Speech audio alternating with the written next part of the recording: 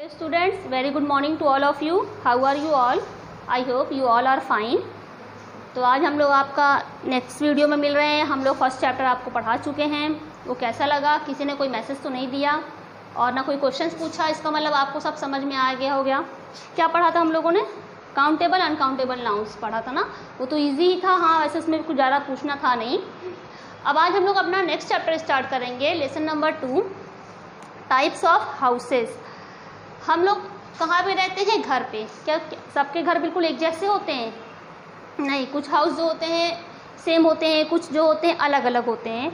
तो कितने तरह के घर होते हैं उनके बारे में आज हम लोग सीखेंगे। ये देखिए अपनी बुक्स में यहाँ पे कुछ हाउस के पिक्चर्स बनी हुई हैं, इनको ध्यान से देखिए और उन्हीं से रिलेटेड यहाँ पे फिलिंग द ब्लैंक्स है, तो आपको उसको फिल करना है। जैसे look carefully at the pictures of different types of houses, then fill in the blanks given below. Number 1, a house on dash is built on wooden poles. यानी ये एक ऐसा घर है जो लकड़ियों के पोल्स पे बनाया जाता है, लकड़ियों के पिलर पे बनाया जाता है। तो वो हाउस कहाँ पे? ये देखिए पेज नंबर 9 पे ये बना हुआ है, a house on stilts. तो a house on stilts is built on wooden poles. तो यहाँ पे आप क्या फिल करेंगे? स्टिल्ट्स फिल करेंगे। ये आपका हाउस है। Number 2, A dash is a small house with a roof made of straw. ये एक छोटा सा घर होता है, बहुत छोटा सा होता है और इसमें जो है बेसिकली ये 1 रूम ही होता है और इसके ऊपर स्ट्रॉ मतलब घास फूस लगा के बनाया जाता है, झाड़ी झंखार लगा के बनाया जाता है। Where is straw? In page number 9, ये लुक हियर, अ हट। हट जो होता है ये स्ट्रॉ से बनाया जाता है, एक छोटा सा घर होता है। नंबर 3 है and dash is built from blocks of ice और स्नो। एक ऐसा घर जो कि आइस और स्नो से बनाया जाता है उसे क्या कहा जाता है? इग्लू। Where is this? ये देखिए पेज नंबर 9 में ये इग्लू का एक पिक्चर्स बने हुआ है जो कि बर्फ़ से बनाया जाता है। ये बेसिकली नॉर्थ पोल में जहाँ पे बर्फ़ ज़्यादा होती है, अंटार्कटिका में, वहाँ पे इस तरह के घर जो हैं वो बनाए जाते हैं। तो यहाँ पे क्या फील होगा? इग्लू। नंबर 4 है a dash is floats on a river और अ लेक। ये पानी में तैरने वाला घर, यानी ये जो घर होते हैं ये पानी में तैरते रहते हैं, जिसे हम लोग बोलते हैं हाउस बोट। ये बेसिकली कश्मीर वगैरह में या फिर जैसे अगर हम लोग कंट्रीज़ की बात करें तो वियना वगैरह में ये घर जो है वो बनाए जाते हैं। वहाँ ये पानी में तैरने वाला घर होता है, इसमें वो लोग रहते हैं, एक जगह से दूसरी जगह पे अपने इस घर को लेके वो जा सकते हैं।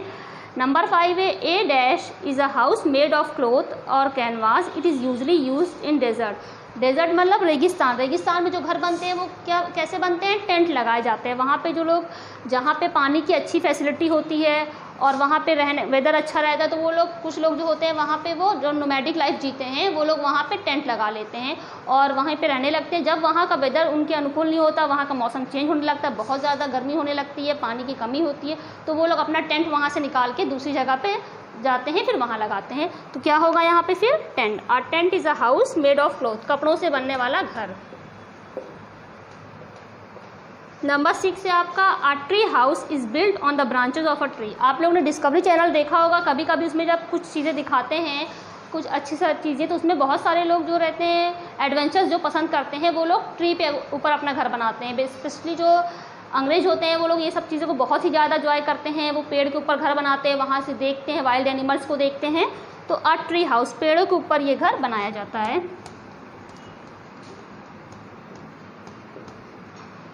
नंबर 7 है A dash is a large house with a garden and garage. ये एक ऐसा घर है जिसके चारों तरफ गार्डन भी होता है और यहाँ पे आपके व्हीकल्स को पार्क करने के लिए गैरेज भी होता है। तो उसे क्या कहते हैं हम लोग? बेंगलो। यानी इसमें जो आपके खेलने के लिए ग्राउंड भी होता है, गार्डन होता है और गैरेज भी होता है, तो that is called bungalow. Number 8, you can enter a castle by walking over a short bridge called a draw bridge. Where is castle? ये है कास्टल का डायग्राम है, जिसको हम लोग सिनोनिम्स इसका होता है पैलेस भी कहते हैं। बट इसमें क्या होता है, इसमें जाने के लिए एक छोटा सा एक ब्रिज बना होता है जिसको ड्रॉ ब्रिज कहा जाता है और इसके चारों तरफ पानी होता है। ये पानी क्यों लगाया जाता है? एनिमीज से रक्षा करने के, एनिमी से डिफेंस करने के लिए पानी चारों तरफ होता है। और जब ये इसका डोर कैसे ओपन होता है, ये एक तरह से इस पैलेस का डोर भी होता है। जब इसको ओपन किया जाता है तो इसे ड्रॉ ब्रिज से होकर इस कास्टल के अंदर जाया जा सकता है। और जब पहले ज़माने में क्या होता है, जब चारों तरफ से उनके एनिमीज जो होते थे वो उन्हें घेर लेते थे, तो अगर वो इस डोर को बंद कर देते थे और पानी में कभी कभी वो लोग उसमें तेजाब या एसिड डलवा देते थे या फिर उसमें कोई मगरमच्छ डाल देते थे, तो वो पैलेस के अंदर एंटर नहीं कर पाती थी। तो डैट इज़ कॉल्ड कास्टल। आप लोगों ने पुरानी फिल्म्स में देखा होगा इस सब चीज़ों को, या फिर कोई कार्टून फिल्म्स देखते हैं तो उसमें भी इसको दिखाते हैं। नंबर 9 है a caravan is a house on wheels that you can drive from one place to another place. अगर आप लोग जर्नी बहुत ज़्यादा पसंद करते हैं, एक जगह से दूसरी जगह में जाना आपको बहुत पसंद है, तो ये घर तब बनाए जाते हैं जो कि बेसिकली व्हील्स पे यानी गाड़ियों पे बनाए जाते हैं। ये देखिए अ कारवां यानी व्हील्स पे चलने वाला घर। इसमें आप अपने किचन्स, रूम सब, टीवी वगैरह सब लगा के रखते हैं और इसे बोला जाता है कारवां।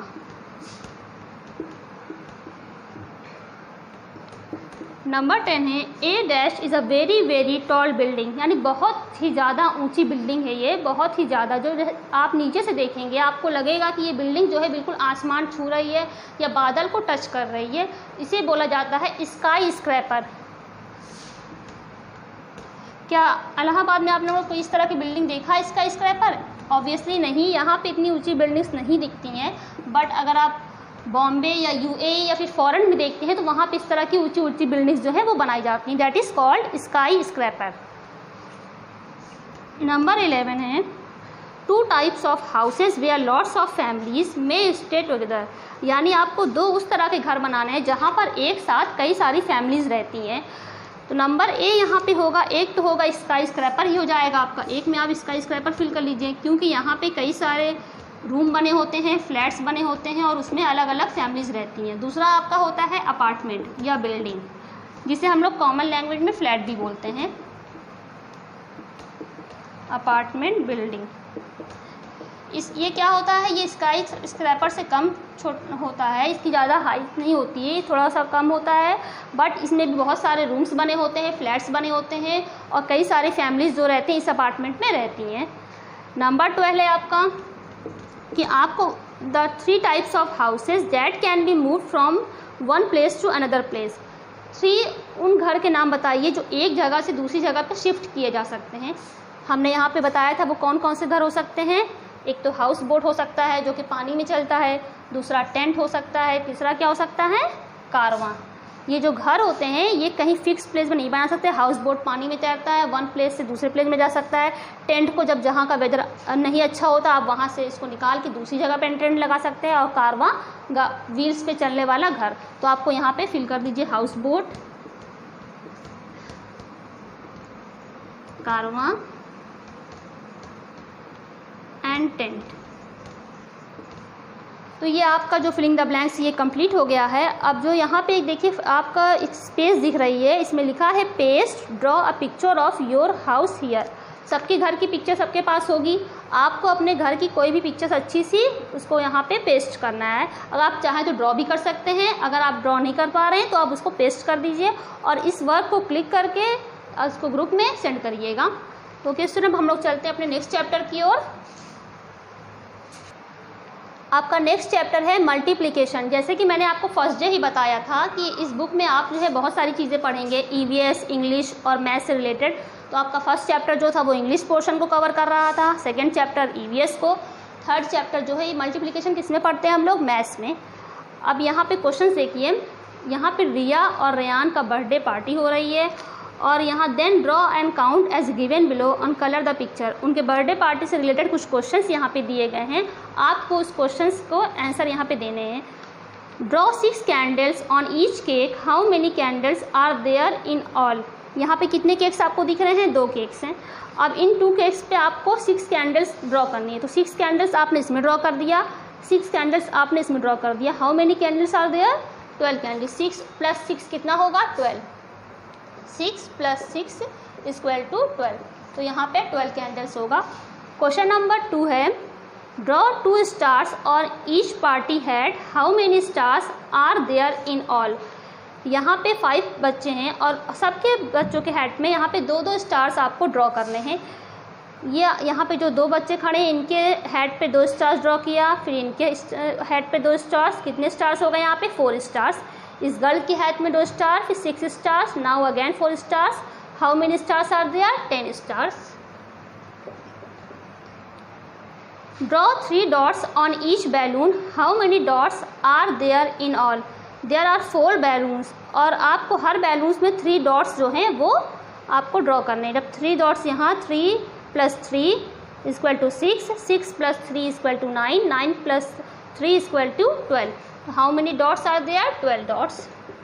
ये बहुत ही ईजी टास्क है और आपको इसको करने में बहुत ज़्यादा अच्छा लगेगा। यहाँ पे नेक्स्ट है आपका वाइज आउल सेज। एक वर्ड दिया है यहाँ पे एडिशन। एडिशन का क्या मतलब होता है? प्लस करना। इसका क्या सिंबल होता है? ये। और हम लोग कॉमन लैंग्वेज में एडिशन के जो वर्ड यूज़ करते हैं मोर, प्लस एंड टोटल, जब ये करना होता है ये वर्ड्स जो होते हैं हम लोग एडिशन में यूज़ करते हैं। नेक्स्ट है आपका सब्ट्रैक्शन। सब्ट्रैक्शन का क्या साइन होता है? ये। और इसके लिए हम लोग कौन सा वर्ड यूज़ करते हैं? Minus, take away and favour, यानी कम करना। तो जब चीज़ों को कम करना होता है, लेस करना होता है, तब हम लोग माइनस से सब्ट्रैक्शन करते हैं। जब चीज़ों को ऐड करना होता है, टोटल करना होता है, तब हम लोग एडिशन करते हैं। अब क्वेश्चन नंबर बी है आपका, match the pictures of the toys on the left to the numbers of groups on the right. यहाँ पे ग्रुप्स में कुछ पिक्चर्स दी गई हैं, आपको वो कितने ग्रुप्स में हैं और हर एक ग्रुप्स में वो कितनी चीज़ें हैं टोटल, आपको उनके साथ मैच करना। यहाँ पे कितने ग्रुप्स हैं? 2 ग्रुप्स ऑफ 4 बॉल्स, यानी ग्रुप्स यहाँ पे 2 हैं और हर ग्रुप में यहाँ पे 4 बॉल्स हैं। तो you have to match number 1 from number B, 2 groups of 4 balls. Number 2 है यहाँ पे 2 ग्रुप्स ऑफ 2, यहाँ पे रेलगाड़ी के इंजन हैं, 2 ग्रुप्स हैं और दोनों ग्रुप्स में यहाँ पे 2-2 इंजन हैं। नंबर 3 है आपका यहाँ पे टेडी बियर है 3, यहाँ पे 4 groups of 2 teddy bear, 4 groups हैं यहाँ पे और 4 ग्रुप्स में यहाँ पे हर में 2-2 का पेयर में टेडी बियर यहाँ पे दिए गए हैं। तो ये आज आपका ये मैथ्स का पोर्शन जो था ये आपका कंप्लीट हो गया है। अब हम नेक्स्ट चैप्टर जो है आपका पढ़ेंगे। हमारा नेक्स्ट चैप्टर है पार्ट्स ऑफ द बॉडी, पर यहाँ पे हम लोग ह्यूमन बींग्स के पार्ट्स ऑफ द बॉडी के बारे में नहीं पढ़ेंगे। ये देखिए डायग्राम देखिए, यहाँ पे एक बर्ड्स बनी है और एक फिश बनी है, तो हम लोग इनके क्या पार्ट्स होते हैं उनके बारे में पढ़ेंगे और इन दोनों एनिमल्स में क्या डिफरेंट होते हैं और क्या सिमिलरिटीज़ होती हैं वो हम लोग यहाँ पे देखेंगे। नंबर 1 है, सबसे पहले हम लोग देखेंगे डिफरेंट को। A bird eats with its beak. Bird जो होती खाना किससे खाती है? ये देखिए बीक से, चोंच से। तो आपको नंबर 1 में क्या फिल करेंगे? डिफरेंट में बीक। ये आपका जाएगा बर्ड्स के कॉलम में और ये है आपका यहाँ दूसरा फिश का column. And a fish Yeats with its mouth. Fish जो होती है वो माउथ से खाना खाती है, ये इनमें डिफरेंट है। नंबर 2 है a birds has wings that help it to fly. Birds के पास विंग्स होती है जो उसे फ्लाई करने में हेल्प करता है। क्या फिश के पास भी विंग्स होता है? नहीं, फिश के पास विंग्स नहीं होता है, फिश के पास फिन्स होता है जो इसको स्विम करने में हेल्प करता है। तो a fish has fins that help it to swim. Number 3 है a bird is cover with feathers. Bird की जो पूरी बॉडी रहती है वो फेदर्स से कवर्ड होती है। And a fish is covered with scales. ये देखिए जो हम लोग जब डायग्राम बनाते हैं किसी भी फिश का इस तरह से, तो उसमें हम लोग बेसिकली ये तो ज़रूर बनाते हैं, ये जो होती है स्केल्स बोलते हैं इन्हें। तो फिश का बॉडी किससे कवर्ड रहती है? स्केल्स से। नंबर 4 है, सॉरी नंबर 4 था। नंबर 5 है a bird is covered with feathers, ये हो गया। नंबर 6 है a fish is covered with scales. And now number 7 a bird has legs with claws. Next column में claws to hop and hold things. Birds के पास leg होते हैं और उसको क्लॉज होते हैं चीज़ों को कैप्चर करने पकड़ने के लिए। जब वो आसमान में स्काई करती हैं और जब चीज़ों को उन्हें कोई बड़ी चीज़ पकड़ना होता है, जैसे ईगल जो होता है जब वो अपने शिकार को जब पकड़ने चलती हैं या कोई छोटी सी बर्ड्स के बेबी को कैप्चर करने चलती हैं, तो वो अपने क्लॉज से उसको पकड़ के आसमान में उड़ जाती हैं।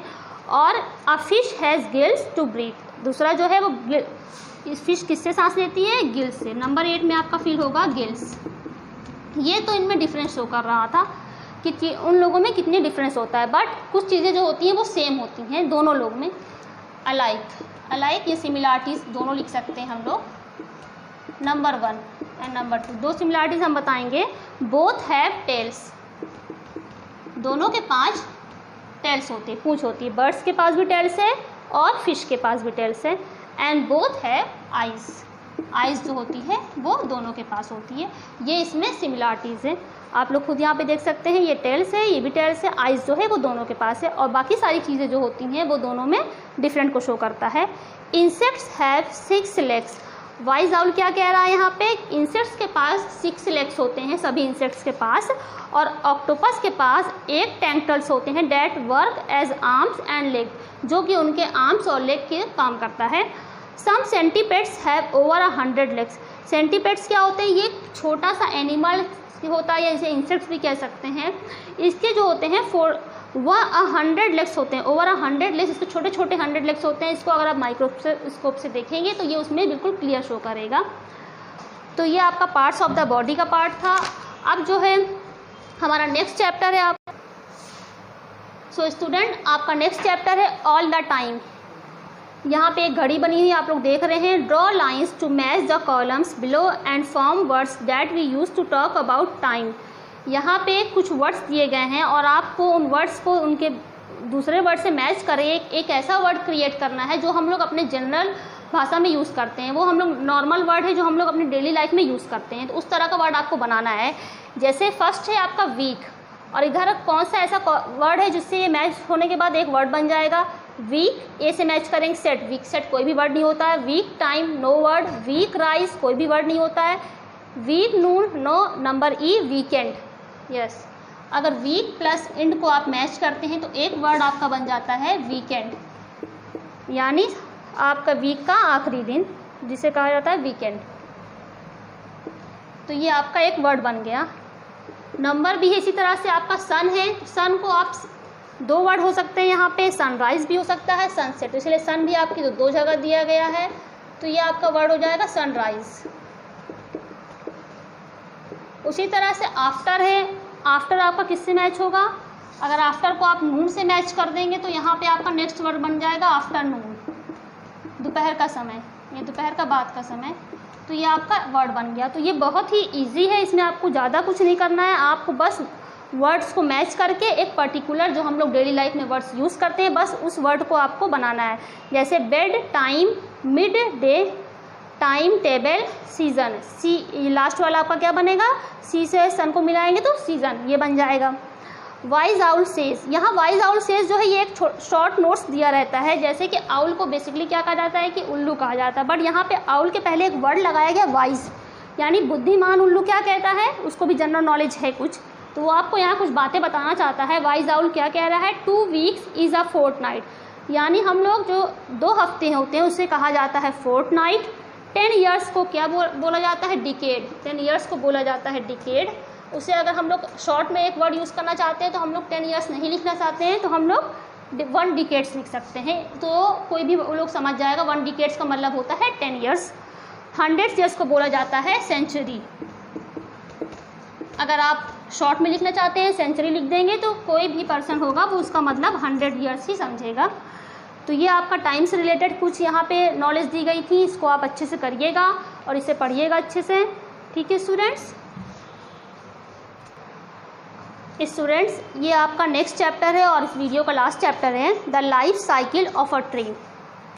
किसी ट्री का, कोई भी ट्री होता है वो कैसे एक ट्री बनता है, किस तरह से वो ग्रो करता है और किस तरह से वो एक बड़ा सा पेड़ बन जाता है, ये आपका साइंस से रिलेटेड है, या आप लोग तो ईवीएस पढ़ते हैं या ईवीएस से ही रिलेटेड है। सबसे पहले यहाँ पे कुछ डायग्राम दिए गए हैं, इस डायग्राम को आप लोग यहाँ पे पिक्चर से इसको अच्छे से देखिए। उसके बाद देखने के बाद यहाँ पे जो सेंटेंस लिखे हैं उस सेंटेंस के सामने उस पिक्चर्स के अकॉर्डिंग नंबर फिल करना है। सबसे पहले आप लोग ये देखिए, नंबर 1 देखिए, जहाँ पे नंबर 1 लिखा हुआ है वो क्या कर रहा है? एक सीड लगा रहा है, ज़मीन के अंदर गड्ढा करके वो एक सीड को लगा रहा है। नंबर 2 क्या हुआ? कुछ दिनों के बाद जब उसमें अच्छे से पानी वानी डाल दिया गया तो उसमें एक छोटा सा, बहुत ही छोटा सा वो सीड जो है बीच से फट गया और उसमें छोटा सा प्लांट निकला। वो बड़ा हो गया, वो अभी छोटा सा पौधा ही बना है, प्लांट है। नंबर 4 क्या है, वो बड़ा होकर एक ट्री बन जाता है।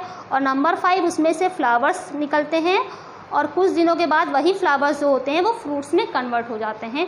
और इसके बाद वो फ्रूट्स जो क्या होते हैं, वो बच्चे जो है वो खा रहे हैं। और इस फ्रूट्स को खाने के बाद वो कौन सा फ्रूट्स यहाँ पे दिख रहा है, मैंगो। मैंगो को खाने के बाद यहाँ से फिर से एक सीड निकलेगा। इस सीड को अगर आप कहीं फिर लगाते हैं तो फिर उसमें से एक नया ट्री जो है वो ग्रो करेगा। तो ये पूरा प्रोसेस है कि कोई भी ट्री जो है किस तरह से ग्रो करता है। तो इस सेंटेंस को पढ़ने के बाद आपको वो पर्टिकुलर नंबर्स यहाँ पे फिल करना है। जैसे है नंबर 1 सेंटेंस आपका लिखा है, the sapling grows into a tree. तो यानी ये पूछ रहा है कि जब कोई भी जो सीड होता है वो ट्री में कब किस प्रोसेस में कन्वर्ट होता है। तो किस प्रोसेस में है वो, नंबर 4 में। तो आपको उसमें क्या फिल करना रहेगा, नंबर 4। नंबर 1 है first a seed is planted. सबसे पहले हम लोग क्या करते हैं, किसी भी पेड़ को लगाने के लिए एक सीड जो है वो उसको प्लांट किया जाता है। तो नेक्स्ट सेंटेंस होगा आपका नंबर 1। नंबर 3 है आपका the seed grows into a seedling. Seed जो है कब चटक के वो सीडलिंग का प्रोसेस शुरू होता है और कब उसमें से एक छोटा सा पेड़ निकलता है, वो नंबर 2 का प्रोसेस होता है। The fruits give us seeds to grow more trees. वो कौन सा प्रोसेस होता है जिसमें कोई फल जो होता है वो और ज़्यादा पेड़ लगाने के लिए सीड्स देता है, वो सबसे लास्ट प्रोसेस होता है जब फ्लावर से फूल कन्वर्ट हो जाते हैं फ्रूट्स। और वो फ्रूट्स जब हम लोग खाते हैं तो उसमें से फिर से सीड्स निकलता है और वो सीड्स जो होता है वो और पेड़ लगाने के लिए हमें सीड्स प्रोवाइड कराता है। तो वो लास्ट प्रोसेस होगा आपका। नंबर 5 है then the trees grow flowers. Tree में फ्लावर्स कब लगते हैं, वो आपका नंबर 5 वाला प्रोसेस है। तो इसमें आप नंबर 5 फिल करेंगे। The flowers turn into fruits. Flowers जो होते हैं वो फ्रूट्स में कब टर्न होते हैं, नंबर 6 का प्रोसेस होता है। और the seedling grows into a sampling. Seedling जो होता है कब एक छोटा सा बेबी प्लांट बनता है, वो 3rd प्रोसेस होता है। तो इसमें जो ये प्रोसेस है ये बहुत ही ज़्यादा मिसमैच तरीके से दी गई है। तो आपको सबसे पहले इसमें जो ये नंबर्स इनको लिखने के बाद इनको इनके प्रोसेस से मैच करना है। जैसे 4 जो है 4 को यहाँ आप मैच करेंगे, 1 को the first a seed is planted इसको इससे मैच करेंगे। और इसके साथ साथ मैं आज आपको एक होमवर्क भी दे रही हूँ। जिस तरह से किसी भी life cycle of a tree का जो करेक्ट वे है आपको स्टेप वाइज उसको अपनी कॉपी में लिखना है। यानी सेंटेंस को आपको जैसे नंबर 1 सबसे पहले, नंबर 2, 3, तो इससे आपको लर्न हो जाएगा कि कोई भी ट्री जो होता है वो कैसे ग्रो करता है। क्योंकि आपकी बुक में जो है बस आपको नंबर फिल करना है तो उससे आप जो है वो कंफ्यूज हो जाएंगे। तो ये आपका होमवर्क है, आपको अपनी फेयर कॉपी में इस जो यहाँ पे वर्ड्स दिए गए हैं ये पूरे सेंटेंस को उसके करेक्ट ऑर्डर के अकॉर्डिंग उसको अपनी फेयर कॉपी में करिएगा और इस वर्क को उसकी पिक्चर्स क्लिक करके सेंड करिएगा। अब देखिए वाइज आउल जो यहाँ पे भी आपको कुछ नॉलेज की बात बताना चाहता है। वाइज आउल यहाँ पे क्या कह रहा है, the neem tree is called the wonder tree because it is very useful to us. Neem tree सबके घर में ही होते हैं, घर के आसपास होते हैं। आप लोगों ने नीम ट्री सबने देखा होगा, बहुत ही कॉमन ट्री है। और इससे हम लोग क्या कहते हैं, wonder tree. Why we call its wonder tree, because it is very useful for us. ये हमारे लिए बहुत ही ज़्यादा यूजफुल है। क्यों यूजफुल है, देखिए number 1 point, its bark, leaves, flowers and fruit are use to keep us healthy. ये एक ऐसा ट्रीज़ है जिसकी बार्क हो, लीव्स हो, फ्लावर्स हो, फ्रूट हो, everything is beneficial for us. इसके सभी चीज़ें हमारे लिए बहुत ही ज़्यादा यूज़फुल होती हैं। अगर हम इसके लीव्स को तोड़ के अपने घर पे रख लेते हैं तो बहुत सारे इंसेक्ट से बचे रहते हैं, हमारे यहाँ जम्स नहीं आते हैं, कीड़े मकोड़े नहीं आते हैं। इसकी लीव्स बहुत ही ज़्यादा फ़ायदेमंद होती हैं। अगर आपके हाथ पैर में कहीं पे भी छोटे छोटे रैशेज हो गए हैं, दाने हो गए हैं, तो आप जो होते हैं इसके बाग जो होते हैं उसको घिस के उसको लगा सकते हैं। उससे आप में बॉडी को ठंडा मिलेगा और आपका बहुत ज़्यादा रिलैक्स होगा।